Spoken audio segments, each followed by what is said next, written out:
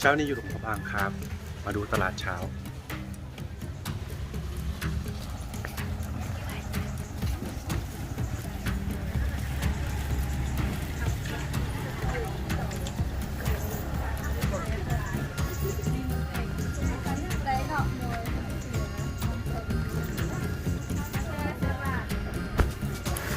ว่าจะหาอะไรกินครับยังนึกไม่ออกว่าจะกินอะไรจะหาอะไรกินง่ายๆแถวนี้ครับจะกินส้มผักกาดกินผักดองหรือจะหาว่าไปไหนกินแต่อันเดิมขอลองอันไหนบ้างโอ้ครับแพนด้ามีฟุตแพนด้าด้วยครับมาน่ากินนี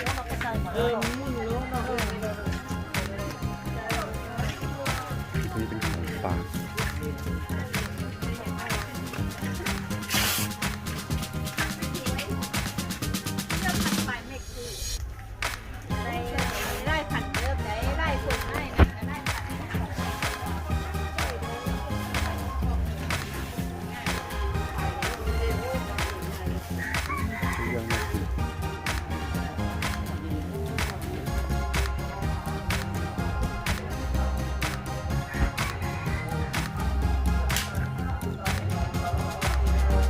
ตอนนี้9 โมงกว่าแล้วครับยัง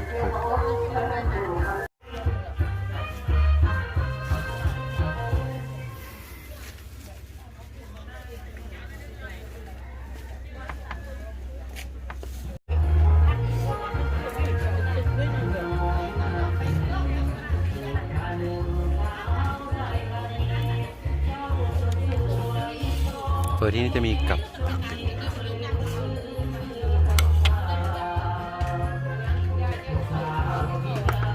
โดยที่เราจะใช้มะนาวสดเสมอครับเป็นเครื่องปรุง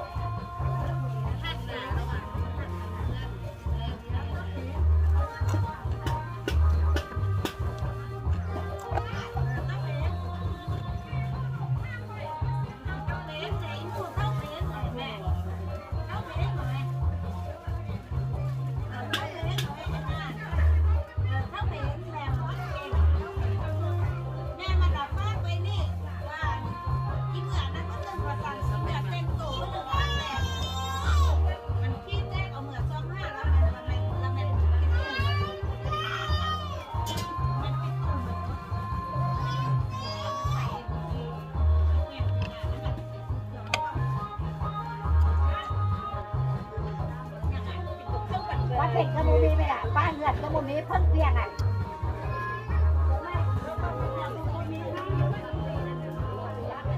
เ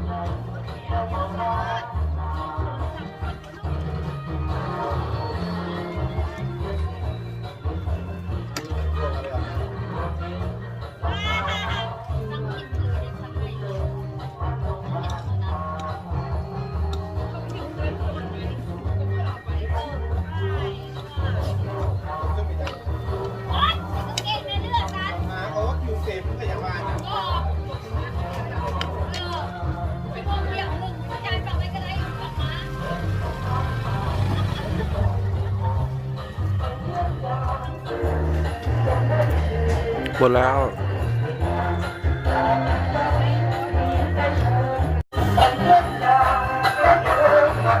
ไปต่อ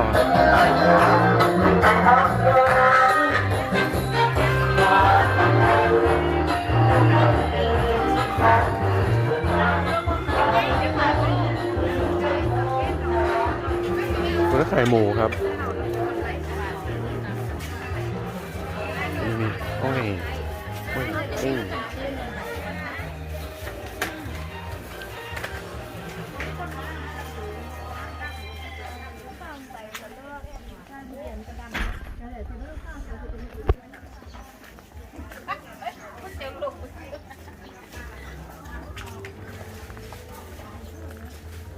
ตัวใหญ่มาก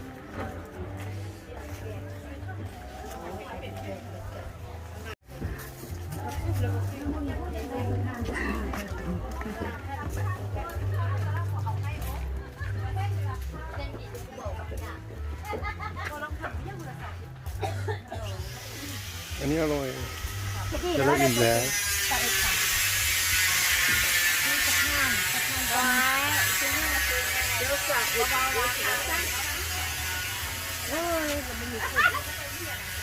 หนังยำ